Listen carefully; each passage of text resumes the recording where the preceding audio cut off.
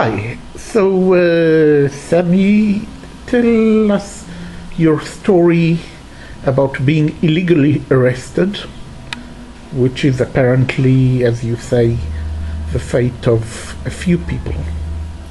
Absolutely. Hi, Mr. Avner. The Yes. name is known as Sami.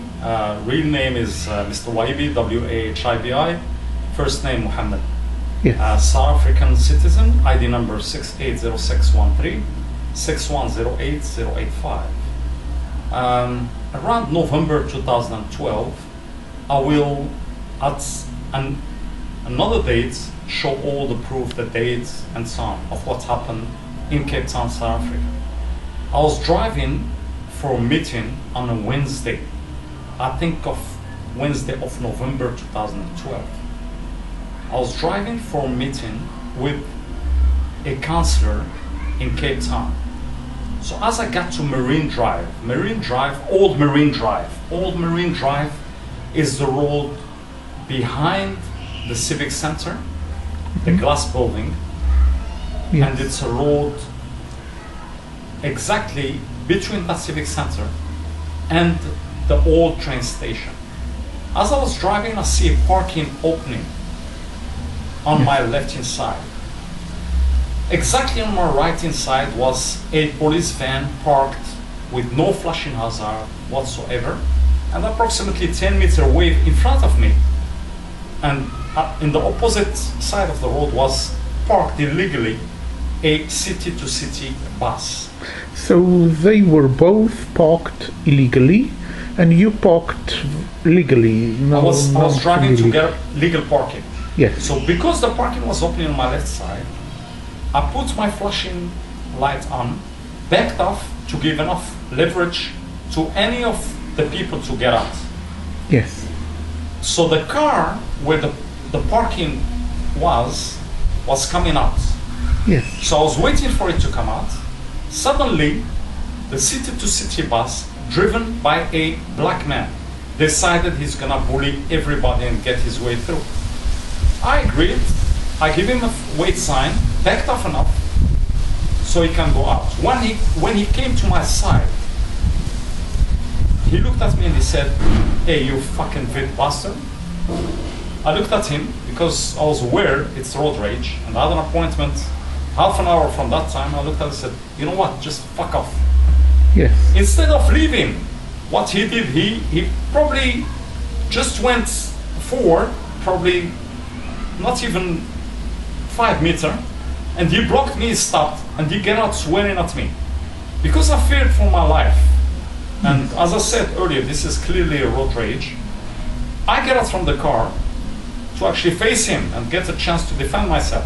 At that exact moment, a black policewoman appeared from nowhere. I guess she was driving that car, that police van that was parked illegally. She spoke to him in Xhosa, or in his language, looked at me, said me, "Sir, get in your car and drive." I said to a man, "The man is insulting me." She looked at me again, she said, "I didn't hear anything. You don't want to go in your car?" I said, "I'm going." She said, "So go." I started my car, managed to get into the parking. The man driving city-to-city bus was gone. She looked at me and she said, "You called me a racist." I said, "The way you dealt with the situation is racism." The man was insulting me. Everybody's witness. There's a camera right across us. You acted very unethically and in a racist way. At that exact moment, I saw her colleague, also a black man, who preferred to stay quiet. A white woman that witnessed the whole situation came to her and said, "You know what, ma'am? You guys are parked illegally. That man with the bus was parked illegally. The man obeyed every single law, was a gentleman. And now please let him apologize to you and diffuse the situation. Let the whole thing cool down." I said, "Okay, ma'am, no problem. Sorry, I apologize in front of everybody." She looked at the woman, the policewoman looked at the woman, and she ordered her to leave. She said, "Ma'am, you can leave, but he must stay." She radioed somebody in Xhosa. While we were waiting again, another woman came and asked the same thing, and I apologized again. She refused to let me go. 5 minutes later, I see these two black guys pulling with a 4x4, also police marked vehicle, and they spoke in Kosa between them. They asked me to follow them. I said, not a problem. I followed them to the police station. When I got to the police station, she read my right. She said, I'm arrested. I said, what for? She said, because you blocked the road. I said, so, but clearly, the man was insulting me. You heard him. Now you arresting me, and I'm a law-abiding citizen. Took me to the holding cell. It's a holding room. Was taking all the details. I apologized again. I said, look, nothing happened. Let me go. I'm not gonna sue you. It's fine. Just let me please go and cool it down. She refused. She asked me if I have any ID. When I showed her the ID, she looked a little bit upset. The CCTV camera in the holding cell can actually vouch for me. Probably she thought I'm illegal in this country, you know. Her colleague came to me, said to me, we need your kids to the car. I said, I will go with you to the car. I went to the car, showed him everything. Luckily, I had my cell phone with, because I SMS'd my lawyer, who called me straight away. Told him the whole situation. He told me to cool down. He will come later and actually release me. So she did all her paperwork, brought me paper to sign. I said to her, what about my phone call and my, I wanted to call actually the guy I had an appointment with, and my belonging. She said to me, you don't want to sign? She grabbed the paper from me, signed it. I said, well, this is an illegal arrest, and the way you're acting is very illegal. She told me, she started dancing. And she said to me, everybody want to sue us when they never get through. So, and while I was waiting, every single policeman in the holding cell belittled me, called me Moroccan mafia, called me Russian mafia, Moroccan mafia, what's happened. You see in South Africa, if police tell you to jump, you must jump. Is he Russian?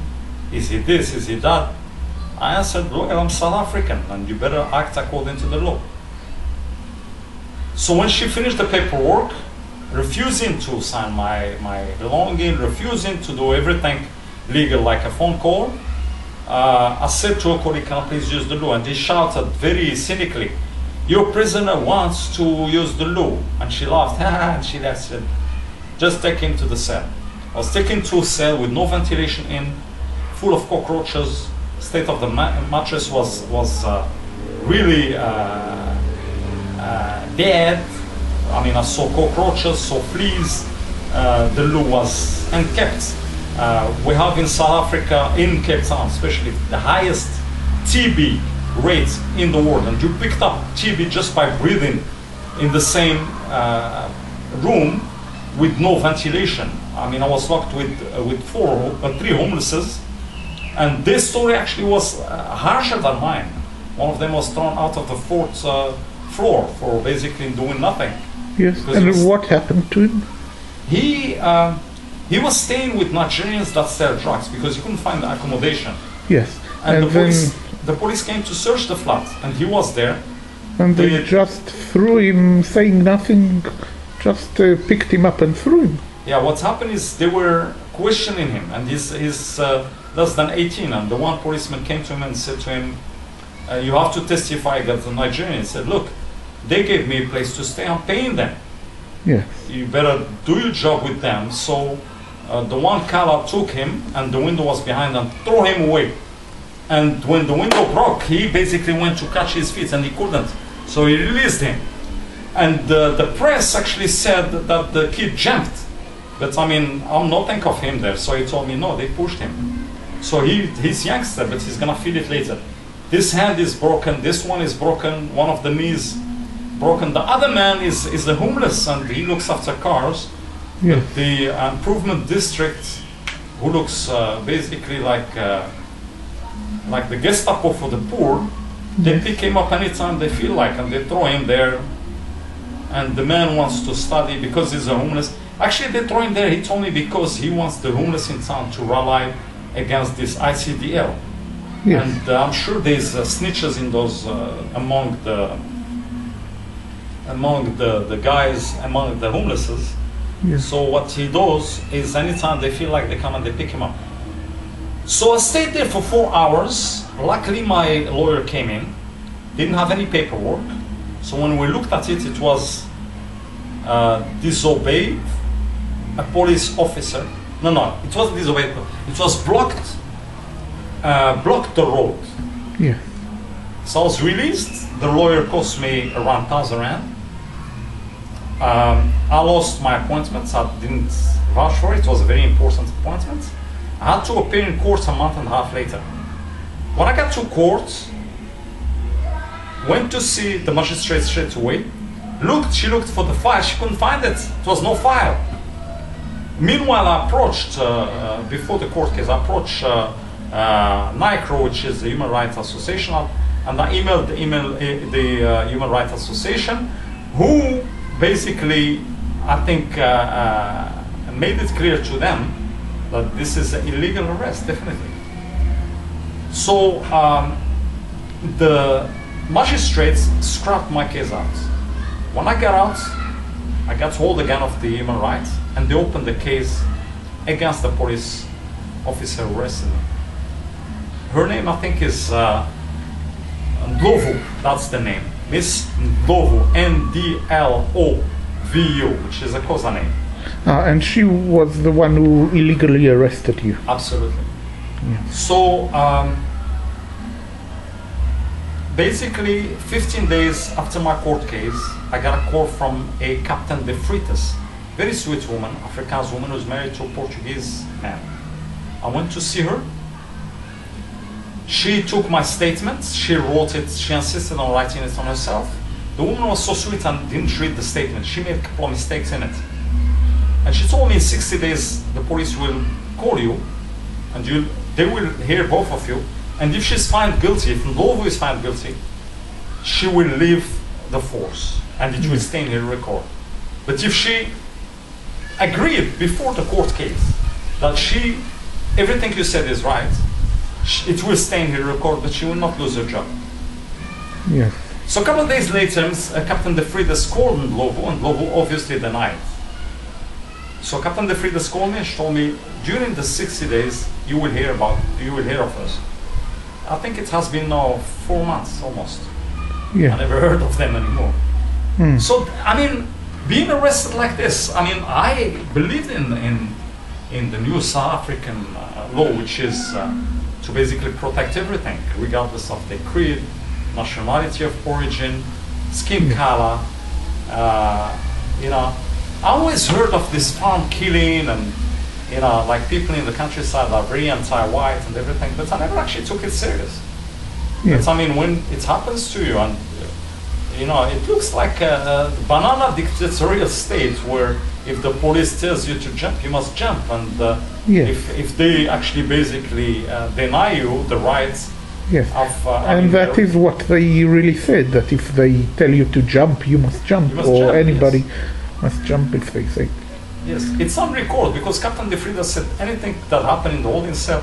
We have it to come and said, well, you can listen to it. And she said to me, yeah, but there is no sound. I think it's a little bit far-fetched because I know there's no way they can put a camera there without a sound. Anyway, so it did look to me as South Africa is sliding slowly but surely from a democracy and constitution to a protection of big corporates. Basically, the police is there not to protect the men in the streets. Do not get mistaken. And make no mistake, they're there to protect the huge corporation first. They're there to protect, like what's happened. It was a black man doing wrong, driving a city-to-city bus. Why were they at the first place? Sorry if I put this between brackets. The city, is it something illegal going on there? Maybe she went to the guy because the guy was parked illegally, got something from him, I don't know what it is. That's too many questions. She protected basically a city-to-city bus with the uniform versus a citizen that at the first stage was there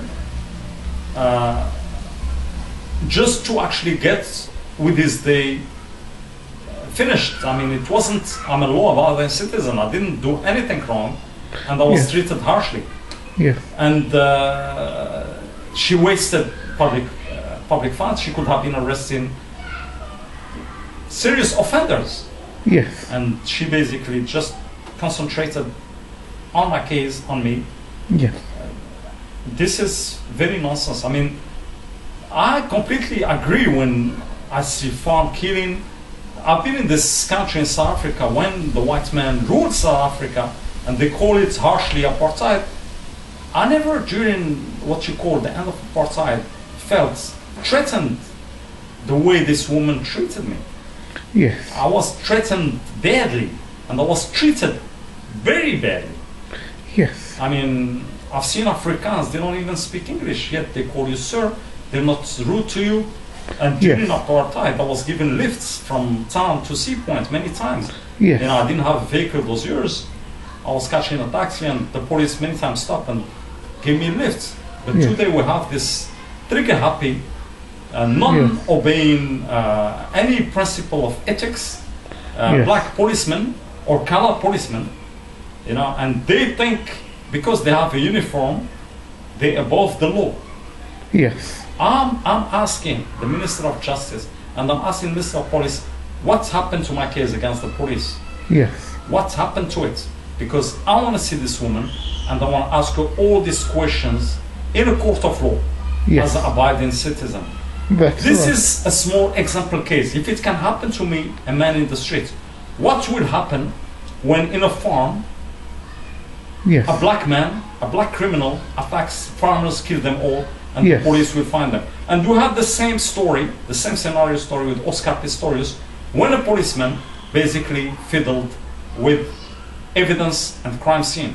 Yes. So is the police protecting us as normal citizens? Because if it's not, the world is watching. Like the guy who took the Midomacha footage, did you see it, Mr. Avner? The middle. Midomacha, the Mozambican South African who was driven. Ah, yes. That was awful, man. That's awful. Yes. that's awful. If we have a police that's supposed to protect us and obey by the law, and Yes. it happens that the general rule is we can do this and what the heck, Yes. then surely this is not a democracy anymore. Yes. That's true. Thank you very much. All right. Any more Thanks very questions? much. I think no. No thanks. Thank you for your time. Thank you. Have a nice day. You too.